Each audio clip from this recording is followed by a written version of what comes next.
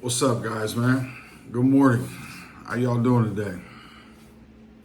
Hey, me, man, I'm blessed. I'm blessed to be alive. I can't say it enough, man. I truly am. And remember, a lot of people didn't get this opportunity to wake up today. There's a lot of people would love to have that second chance to get to recovery. A lot of us take it, and I was one of those people, take it for granted that tomorrow will come.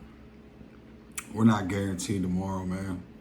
You know, the one thing that we can't change is time. You know, so long I lived my life 100 mile an hour, man, headed straight to a brick wall.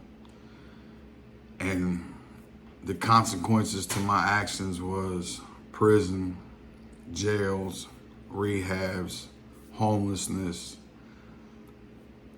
not seeing my son for years, not being a part of my family. It was like I was the outcast. Nobody wanted shit to do with me when I was getting high, right? Because I was that type of person. Friends that I'd had for years that didn't get high, when they would run back into me, right? You could just see the worry in their face, man. Like they didn't know if they could trust me. I'm serious, man. That's how life had taken me. But you know, this last go around in prison, I've talked before about it, that it just changed my outlook, man. You know, I was 37 years old, still sitting in a prison cell, and it just wasn't so exciting to me no more, man. Like I was getting older, and I'm seeing all these people just in and out, and I was one of those repeat offenders, just in and out all the time, man. It didn't matter what I had going on. The only thing I cared about was heroin and self-gratification. My life today, as I've said before in other videos, is nothing like that. It's not perfect. I still have bad days. But my worst day is better than my best day getting high. To me, I wasted years and years of my life shooting heroin. But what I can say is, because of my lifestyle, it's helped me to be able to help other people in addiction. It's given me a passion for recovery. It's amazing today. Like, I love recovery, man. I talk on videos all the time. I go places and speak with people. Hey, man, I got people that's always messaging me for advice, doing what I ask them to do, right? That's to me, that's awesome, right? Because here I am finally accountable and being a man, doing God's will. And you know, today my son can go to bed knowing that I'm sober, knowing that I'm at home in bed.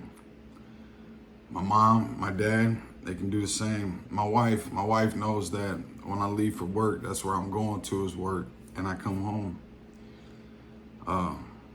The kids that live in my house, man, I love them to death, man. Like they're awesome. I just got to help my daughter get a car, and that's something that I've never been able to do. I didn't get to do that with my son. But with Kira, I'm able to help her get a car. And that just feels so good inside to be able to do that for her, because she's 16, very responsible. She makes good grades. She's not a bad kid, nothing like I was when I was a kid. So to me, that just feels good to be able to do that for her, right? And if I was on drugs, I wouldn't be able to do that, no matter how much I wanted to. I don't even know if I'd want to if I was on drugs, because I'd be really self-centered, and it'd be all about me. If you are somebody that you know is struggling with drugs, with addiction, period. You know, addiction comes in all forms.